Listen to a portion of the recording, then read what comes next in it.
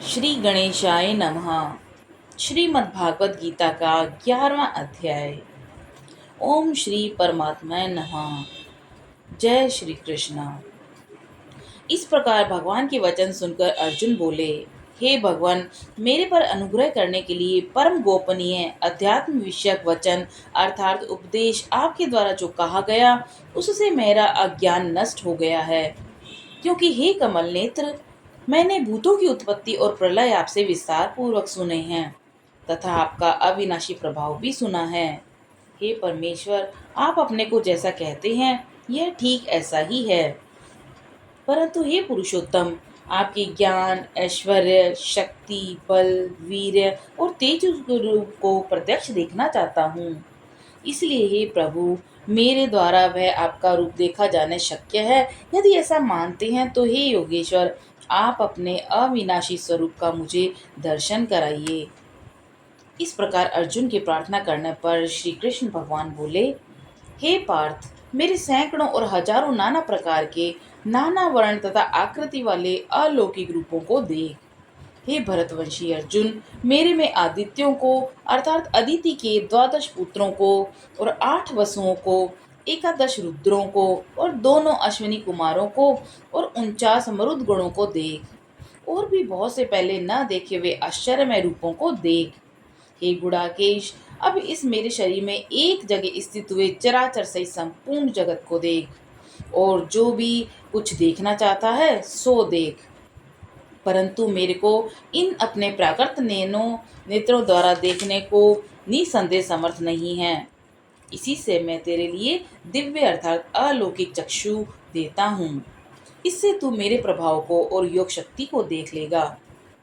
संजय बोले, हे राजन, महायोगेश्वर और सब पापों के नाश करने वाले भगवान ने इस प्रकार कहकर उसके उपरांत अर्जुन के लिए परम ऐश्वर्य युक्त दिव्य स्वरूप दिखाया। उस अनेक मुख वाले, नेत्रों युक्त और अनेक अद्भुत दर्शनों वाले और बहुत से दिव्य भूषणों से युक्त और बहुत से दिव्य शस्त्रों को हाथ में उठाए हुए, दिव्य माला और वस्त्रों को धारण किए हुए, दिव्य गंध का अनुलेपन किए हुए, सब प्रकार के आश्चर्यों से युक्त सीमा रहित विराट स्वरूप परम देव परमेश्वर को अर्जुन ने देखा। हे राजन, आकाश में हजार सूर्य का एक साथ उदय होने से उत्पन्न हुआ जो प्रकाश होता है वह भी उस विश्व रूप परमात्मा के प्रकाश के सदृश कदाचित ही होए। ऐसे आश्चर्यमय रूप को देखते हुए पांडुपुत्र अर्जुन उस काल में अनेक प्रकार से विभक्त हुए अर्थात पृथक पृथक उस संपूर्ण जगत को उस देवों के देव श्री कृष्ण भगवान के शरीर में एक ही जगह स्थित देखता है। उसके अनंतर वह आश्चर्य से युक्त हुआ हर्षित रोमों वाला अर्जुन विश्व रूप परमात्मा को श्रद्धा भक्ति से सिर से प्रणाम करते हुए हाथ जोड़ते हुए बोला, हे देव, आपके शरीर में संपूर्ण देवों को तथा अनेक भूतों के समुदायों को और कमल के आसन पर बैठे हुए ब्रह्मा को, महादेव को, संपूर्ण ऋषियों को और देव्य सर्पों को देखता हूँ। हे संपूर्ण विश्व के स्वामी, आपको अनेक हाथ, पेट, मुख, नेत्रों से युक्त तथा सब ओर से अनंत रूपों वाला देखता हूँ। हे विश्व रूप, आपके न अंत को देखता हूँ, न मध्य को, न आदि को देखता हूँ। हे विष्णु, आपको मैं मुकुट युक्त, गदा युक्त और चक्र युक्त तथा सब ओर से प्रकाशमान तेज का पुंज, प्रज्वलित अग्नि, सूर्य के सदृश ज्योति युक्त देखने में अति गहन और अप्रमेय स्वरूप सब ओर से देखता हूँ। इसलिए हे भगवान, आप ही जानने योग्य परम अक्षर हैं अर्थात परम ब्रह्मा परमात्मा हैं, और आप ही इस जगत के परम आश्रय हैं। आप ही अनादि धर्म के रक्षक हैं, आप ही अविनाशी सनातन पुरुष हैं, ऐसा मेरा मत है। हे परमेश्वर, मैं आपको आदि, अंत, मध्य से रहित और अनंत सामर्थ्य से युक्त और अनंत हाथों वाला, चंद्र सूर्य नेत्रों वाला और प्रज्वलित अग्नि रूप मुख वाला तथा अपने तेज से इस जगत को तपायमान करता हुआ देखता हूँ। हे महात्मन, यह स्वर्ग और पृथ्वी के बीच का संपूर्ण आकाश, सब दिशाएं एक आपसे ही परिपूर्ण हैं तथा आपकी इस अलौकिक और भयंकर रूप को देखकर तीनों लोक अति व्यथा को प्राप्त हो रहे हैं। हे गोविंद, सब देवताओं के समूह आप में ही प्रवेश कर रहे हैं और कई एक भयभीत होकर हाथ जोड़े आपके नाम और गुणों का उच्चारण करते हैं तथा महर्षि और सिद्धों के समुदाय कल्याण हो ऐसा कहकर उत्तम उत्तम स्त्रोतों द्वारा आपकी स्तुति करते हैं। हे परमेश्वर, जो एकादश रुद्र और द्वादश आदित्य, आठ वसुर साधय गण, विश्वेश देव तथा अश्विनी कुमार और मरुदगण और पितरों का समुदाय तथा गंधर्व यक्ष राक्षस सद्गुणों के समुदाय, वे सभी विस्मित हुए आपको देखते हैं। हे महाभावो, आपके बहुत मुख और नेत्रों वाले तथा बहुत हाथ और जंगा और पैरों वाले और बहुत उदरों वाले तथा बहुत सी विकराल दाढ़ों वाले महान रूप को देखकर सब लोग व्याकुल हो रहे हैं तथा मैं भी व्याकुल हो रहा हूँ। क्योंकि हे विष्णु, आकाश के साथ स्पर्श किए हुए देदीप्यमान अनेक रूपों से युक्त और फैलाए हुए मुख और प्रकाशमान विशाल नेत्रों से युक्त आपको देखकर भयभीत अंतःकरण वाले मैं धीरज और शांति को प्राप्त नहीं हो रहा। हे भगवान, आपके विकराल दाढ़ों वाले और प्रलय काल की अग्नि के समान प्रज्वलित मुखों को देखकर दिशाओं को नहीं जानता हूँ और सुख को भी प्राप्त नहीं होता हूँ। इसलिए हे देवेश, हे जगन निवास, आप प्रसन्न हो। मैं देखता हूँ कि वे सब ही धृतराष्ट्र के पुत्र राजाओं के समुदाय सहित आप में प्रवेश करते हैं और भीष्म पितामह, द्रोणाचार्य तथा वह कर्ण और हमारे पक्ष के भी प्रधान योद्धाओं सहित सब के सब वेग युक्त होते हुए आपके विकराल दाढ़ों वाले भयानक मुखों में प्रवेश करते हैं और कई एक चूर्ण हुए सिरों सहित आपके दांतों के बीच में लगे हुए दिखते हैं। हे विश्वमूर्ते, जैसे नदियों के बहुत से जल के प्रवाह समुद्र के सम्मुख दौड़ते हैं अर्थात समुद्र में प्रवेश करते हैं, वैसे ही वे शूरवीर मनुष्यों के समुदाय भी आपके प्रज्वलित होते हुए मुखों में प्रवेश करते हैं।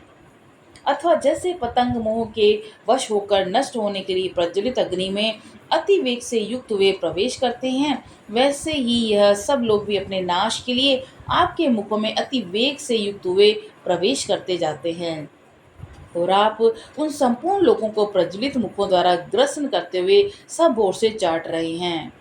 हे विष्णु, आपका उग्र प्रकाश संपूर्ण जगत को तेज के साथ परिपूर्ण करके तपायमान करता है।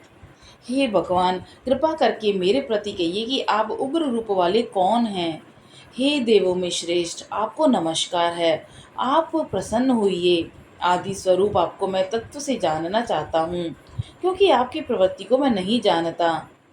इस प्रकार अर्जुन के पूछने पर श्री कृष्ण भगवान बोले, हे अर्जुन, मैं लोगों का नाश करने वाला बढ़ा हुआ महाकाल हूँ। इस समय लोगों को नष्ट करने के लिए प्रवृत्त हुआ हूँ। इसलिए जो प्रतिपक्षियों की सेना में स्थित हुए योद्धा लोग हैं, वे सब तेरे बिना भी नहीं रहेंगे और तेरे युद्ध न करने से भी इन सब का नाश हो ही जाएगा। इससे तू खड़ा हो और यश को प्राप्त कर और शत्रुओं को जीतकर धन धान्य से संपन्न राज्य को भोग। और ये सब शूरवीर पहले से ही मेरे द्वारा मारे हुए हैं। हे सव्यसाचीन, तू तो केवल निमित्त मात्र ही हो जा तथा इन द्रोणाचार्य और भीष्म पितामह और जयद्रथ और कर्ण और भी बहुत से मेरे द्वारा मारे हुए शूरवीर योद्धाओं को तू मार और भय मत कर। निसंदेह तू युद्ध में बैरियों को जीतेगा, इसीलिए युद्ध कर। इसके उपरांत संजय बोले कि हे राजन, केशव भगवान के इस वचन को सुनकर मुकुटधारी अर्जुन हाथ जोड़े हुए कांपता हुआ नमस्कार करके फिर भी भयभीत हुआ प्रणाम करके भगवान श्री कृष्ण के प्रति गदगद वाणी से बोला कि हे अंतर्यामी, यह योग्य ही है कि जो आपके नाम और प्रभाव के कीर्तन से जगत अति हर्षित होता है और अनुराग को प्राप्त होता है तथा भयभीत हुए राक्षसी लोग दिशाओं में भागते हैं और सब सिद्धगणों के समुदाय नमस्कार करते हैं। हे महात्मन, ब्रह्मा के भी आदिकर्ता सबसे बड़े आपके लिए वे कैसे नमस्कार नहीं करें, क्योंकि हे अनंत, हे देवेश, हे जगन निवास, जो सत असत और उनसे परे अक्षर अर्थात सच्चिदानंद घन ब्रह्मा है, वह आप ही हैं। हे प्रभु, आप आदिदेव सनातन पुरुष हैं। आप इस जगत के परम आश्रय और जानने वाले तथा जानने योग्य परम धाम हैं। हे अनंत रूप, आपसे ये सब जगत व्याप्त अर्थात परिपूर्ण है। हे हरि, आप वायु, यमराज, अग्नि, वरुण, चंद्रमा, प्रजा के स्वामी, ब्रह्मा और ब्रह्मा के भी पिता हैं। आपके लिए हजारों बार नमस्कार नमस्कार होए। आपके लिए फिर भी बारंबार नमस्कार नमस्कार हो। हे अनंत सामर्थ्य वाले, आपके लिए आगे से और पीछे से भी नमस्कार हो। सर्वात्मन, आपके लिए सब ओर से नमस्कार हो, क्योंकि अनंत पराक्रमशाली आप सब संसार को व्याप्त किए हुए हैं। इससे आप ही सर्वरूप हैं। हे परमेश्वर, सखा ऐसा मानकर आपकी इस प्रभाव को न जानते हुए मेरे द्वारा इस प्रेम से अथवा प्रमाद से भी हे कृष्ण, हे यादव, हे सखे, इस प्रकार जो कुछ हठ पूर्वक कहा गया है, और हे अच्युत, जो आप हंसी के लिए विहार, शैया, आसन, भोजन आदिकों में अकेले अथवा उन सखाओं के सामने भी अपमानित किए गए हैं, वह सब अपराध अप्रमेय स्वरूप अर्थात अचिंत्य प्रभाव वाले आपसे मैं क्षमा कराता हूँ। हे विश्वेश्वर, आप इस चराचर जगत के पिता और गुरु से भी बड़े गुरु, अति पूजनीय हैं। हे अतिशय प्रभाव वाले, तीनों लोकों में आपके समान भी दूसरा कोई नहीं है, फिर अधिक कैसे होए। इसलिए हे प्रभु, मैं शरीर को अच्छी प्रकार आपके चरणों में रख के प्रणाम करके स्तुति करने योग्य आप ईश्वर को प्रसन्न करने के लिए प्रार्थना करता हूँ। हे देव, पिता जैसे पुत्र के और सखा जैसे सखा के और पति जैसे प्रिय स्त्री के, वैसे ही आप भी मेरे अपराध को सहन करने के लिए योग्य हैं। हे विश्वमूर्ते, मैं पहले न देखे हुए आश्चर्य में आपके इस स्वरूप को देखकर हर्षित हो रहा हूँ और मन भय से अति व्याकुल भी हो रहा है। इसलिए हे देव, आप अपने उस चतुर्भुज रूप को ही मेरे लिए दिखाइए। हे देवेश, हे जगन निवास, प्रसन्न होइए। हे विष्णु, मैं वैसे ही आपको मुकुट धारण किए हुए तथा गदा चक्र हाथ में लिए हुए देखना चाहता हूँ।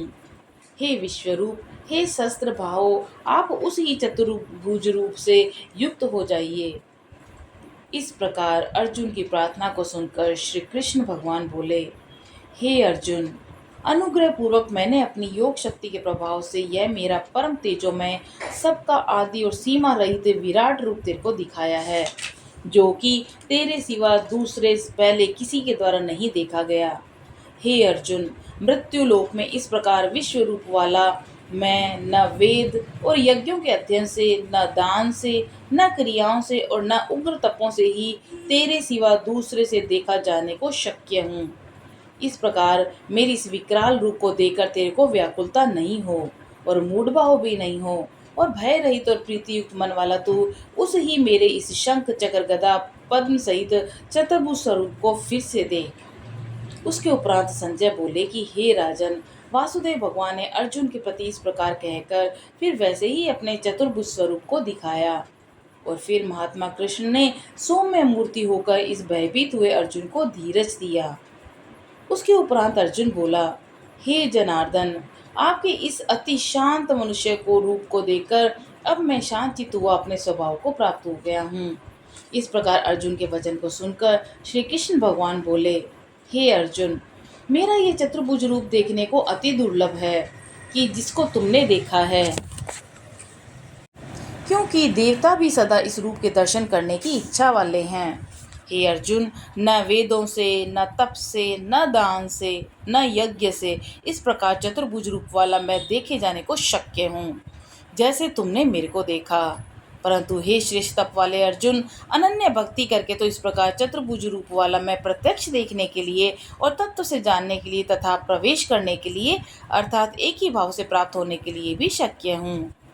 हे अर्जुन, जो पुरुष केवल मेरे ही लिए सब कुछ मेरा समझता हुआ यज्ञ, दान, तप आदि संपूर्ण कर्तव्य कर्मों को करने वाला है और मेरे परायण है, अर्थात मेरे को परम आश्चर्य परम गति मानकर मेरी प्राप्ति के लिए तत्पर है, तथा मेरा भक्त है, अर्थात मेरा नाम, गुण, प्रभाव, रहस्य की श्रवण, कीर्तन, मनन, ध्यान और पठन पाठन का प्रेम से निष्काम भाव से निरंतर अभ्यास करने वाला है और आसक्ति से रहित है, अर्थात स्त्री, पुत्र, धनादि संपूर्ण सांसारिक पदार्थों में स्नेह रहित है और संपूर्ण भूत प्राणियों में वैर भाव से रहित है, ऐसा वह अनन्य भक्ति वाला पुरुष मेरे को ही प्राप्त होता है।